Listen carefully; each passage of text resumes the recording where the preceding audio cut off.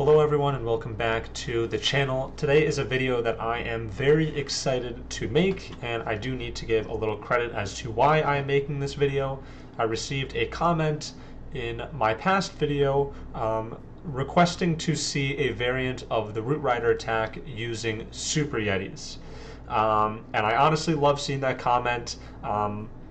One, love to hear suggestions from you guys. I would always love to show off attacks, whatever you guys want to see.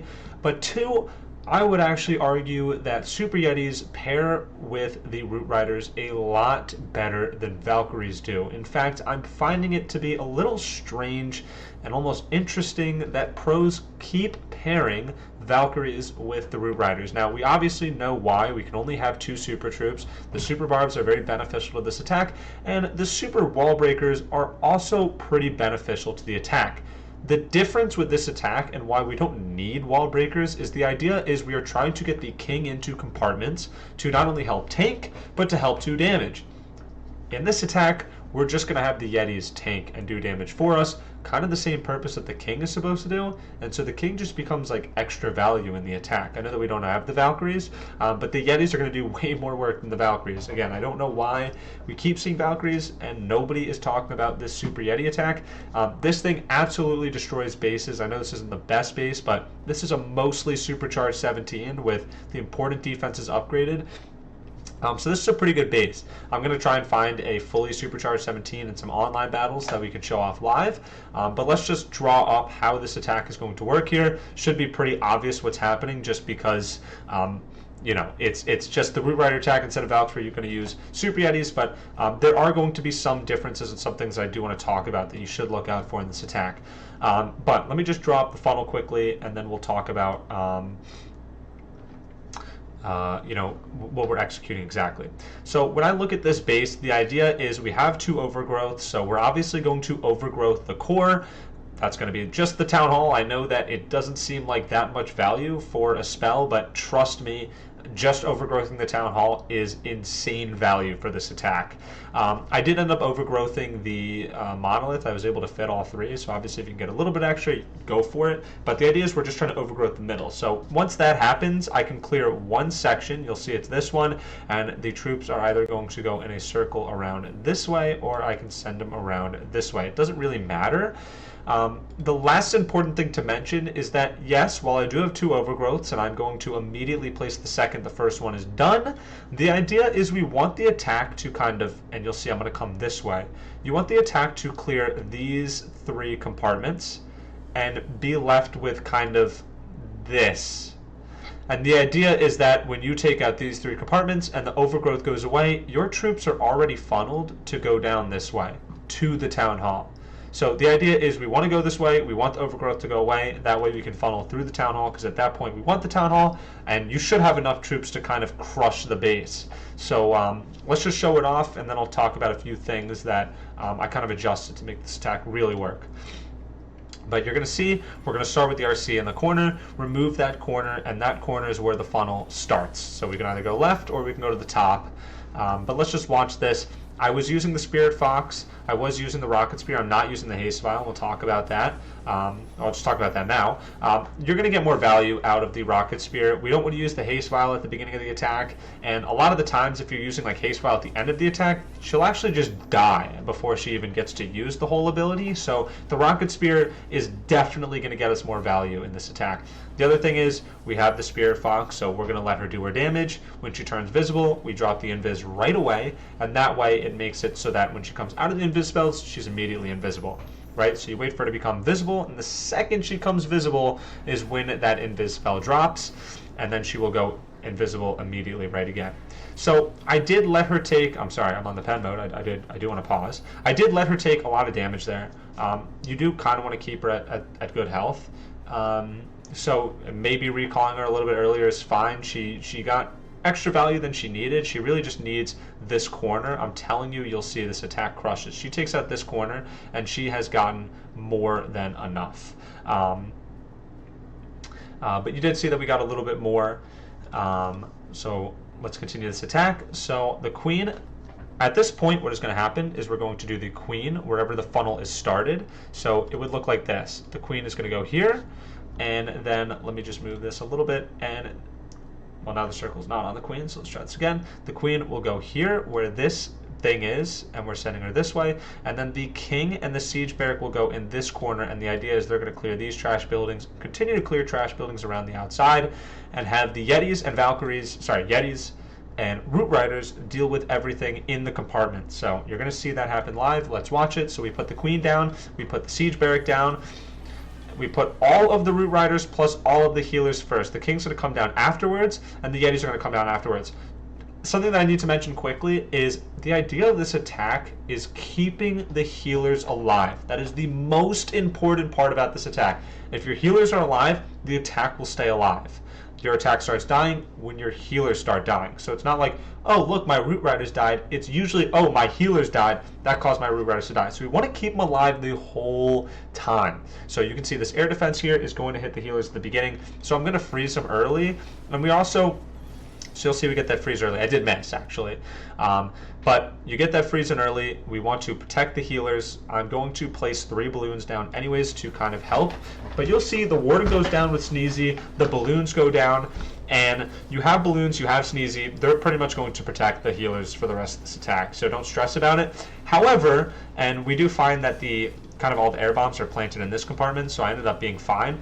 If air bombs do go off and they happen to hit your healers, that is what the Warden ability is for. Yes, the Warden ability is, if you can save it, is nice for... We're talking about the rocket spear in a second here. It is nice if you can heal your heroes, if you can heal your troops, but it is just to keep the healers alive. So watch your healers. If air bombs happen to go off like early in the attack, for example, you're using the Warden ability early, and that's just what it is. You're going to want to save it as long as you can, but again, you're just going to use it when that happens. That is the point of it. I'm telling you when to use it. Don't save it for another time. So I put the RC down in this corner. It didn't really matter. I could have put her down in this corner when the attack came around. I just wanted her joining the attack a little bit sooner. She also dies sooner. But, you know, we cleared this whole compartment with the rocket spear here, you'll see, which is nice because our attack's going to come into that compartment, and now we're funneled kind of in a different direction. There goes the second overgrowth, and you're seeing now we have 2 compartments left, and the attack, every single troop in this attack is still alive. We also have furnaces because I find furnace to be the best clan castle troop, because these things you're going to see are actually going to get a lot of value. In fact, they're the reasons why the town hall gets taken out too. But again, you're seeing we're coming into the last compartment. We still have every single troop alive. Every Super Yeti is alive. 3 Root Riders are alive. I haven't even used the Queen ability. So at this point, with the health that my troops have, they're going to clear this base. And you can see what I was talking about. This furnace is just going to help deal with the town hall pretty much. And this base is crushed. I'm absolutely loving this attack. Let's just show off what it's going to look like quickly, and then we'll go into some live battles. So here's what it's going to look like. We have the king with the earthquake and spiky ball, obviously. Queen with frosty action figure mirror. The warden with sneezy, that's important. Plus the reed gem and healing tome, that's important. And then the rocket spear for the RC. The attack is going to look like this. We're going to be using 3 Super Yetis, and then the rest of the attack looks pretty similar. Obviously, the Super Yetis take a lot of housing space compared to like 5 Valkyries, so we are losing the Ice Golems here, but I do believe that the Yetis make up for that loss of value. If you want to, I've thought about this. I've never tried it, so if you want to just try it out and see how it works, because what I'll say is that the 3 Yetis are just destroying, so I don't even know if I'm getting value from using 3 in that case, but I like to have 3 because they just destroy, and the more the merrier. But if you want to try 2 with 2 ice golems, plus what I would do in this case is a 4th balloon, you can give that a try. In fact, I think maybe I'll do 1 attack the way that I had it before and 1 attack this way. The next thing is I have 2 free spells, 5 invis, 2 overgrowth. The 5 invis is kind of a safe thing. What I would say is you'll usually get by, especially with the Spirit Fox, with only 3 invis. So again, we can kind of show off a different variant. In the second attack, I would say that you could remove them for a rage spell for the beginning of the attack. Is honestly probably worth it. For war, you'll obviously be able to read and react, but the reason why I have 5 is because 5 is a safe number. 5 will work on every base, but a majority of bases 3 is okay. And then for the clan castle, we have skeleton spell for the monolith or the multi-gear, and we'll show that off. The recall, obviously, plus 3 furnaces. And then we're using the siege barrack. You can request a siege barrack if you want to throw it in here, or a troop launcher. But I think the siege barrack is what we're going to want. So yeah, this is what the attack looks like. Let's do a live attack. Let's do it this way, and then I'll show off a separate variant, and you will see that this thing absolutely crushes bases.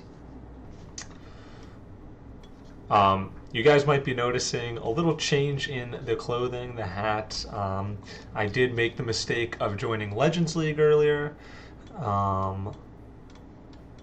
but I am now out of Legends League, and I can now start fighting again. So we'll do these live attacks now, show off this Yeti attack, and this base is a great base to start with. Maxed out. Not like fully supercharged, but definitely some supercharged buildings here or there. Enough to make a difference, I feel. So we're going to keep the RC alive. Oh, I just realized... Okay, never mind. I do have a recall. I did not think that I brought the recall spell in with me. I think that's honestly enough. We'll do the queen here. We'll do the siege barrack here. That's the king. I meant to do the siege barrack. That may actually screw over the attack, but we'll see. Warden, we're going to go 1, 2, 3 balloons with our 3 Yetis, and everything just like that is already inside of this base. Let's get our overgrowths in. One more freeze, because that multi-gear does a lot of damage.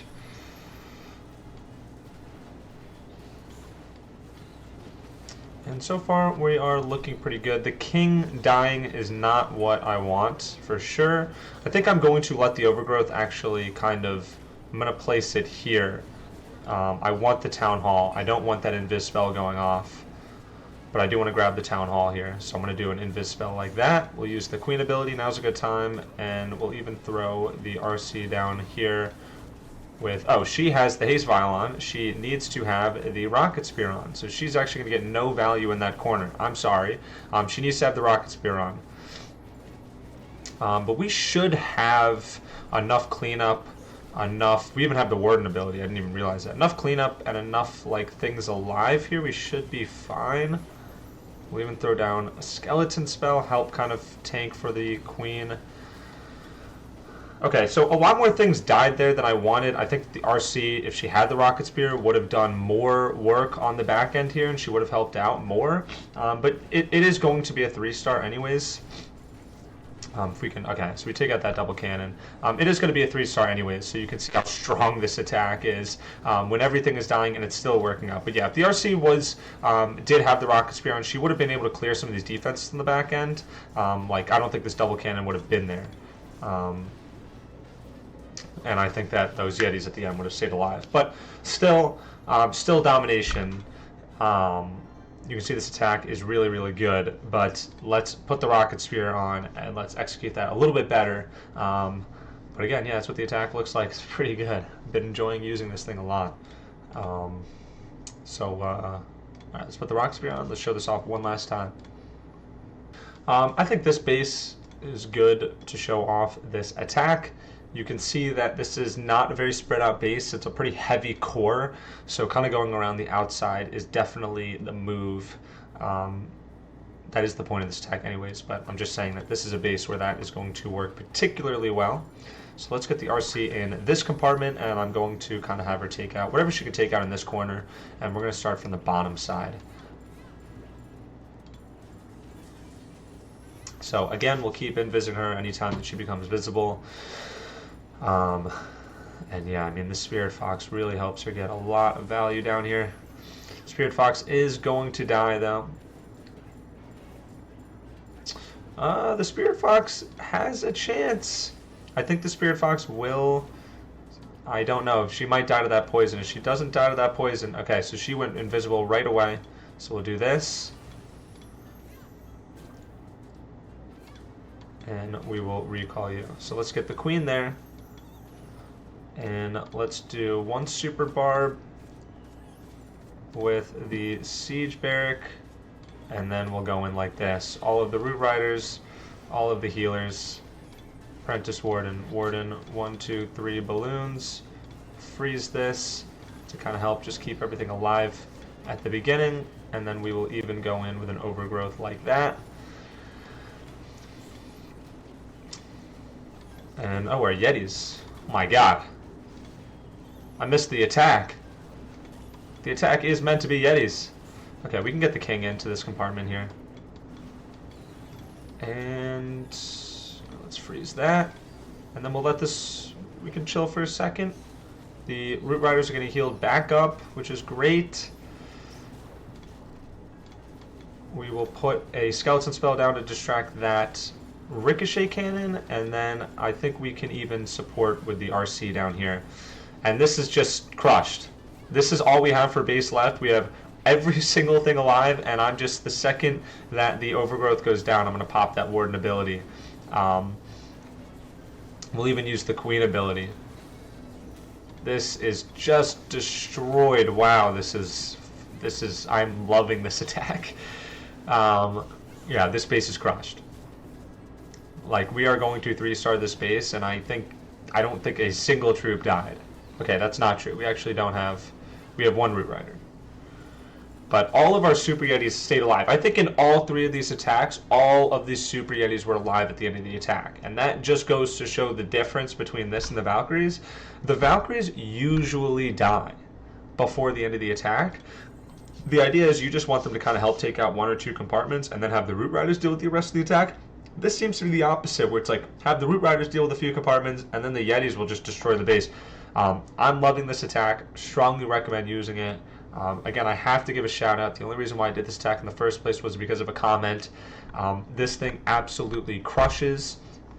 This will most likely be, we can see there's 2 days. I may feel a little inspired to do another video. It will be a furnace video. It's going to be similar to the original furnace. I made some adjustments. Sorry, this is not what I did. I made some adjustments to the furnace attack, and I'd like to show off some of those adjustments. This is the last one that we used, the 5 healers, the 15 furnaces. I made some adjustments. I don't think that version works on every base, so I wanted a version that would be more effective more of the time. But this may be the last video. If I don't show off that attack, you'll see that attack in my first Legends League video. I'm going to be using this attack for sure in that video, and maybe try out some furnace attacks in that video as well. But that will definitely be in 3 days, so that's pretty exciting. So if you guys want to see me participate in Legends League, see my first day in Legends League, and see if we can come out with plus 320, subscribe to the channel. Anyways, thank you guys for watching today's video, and I'll see you guys either in 3 days or like tomorrow.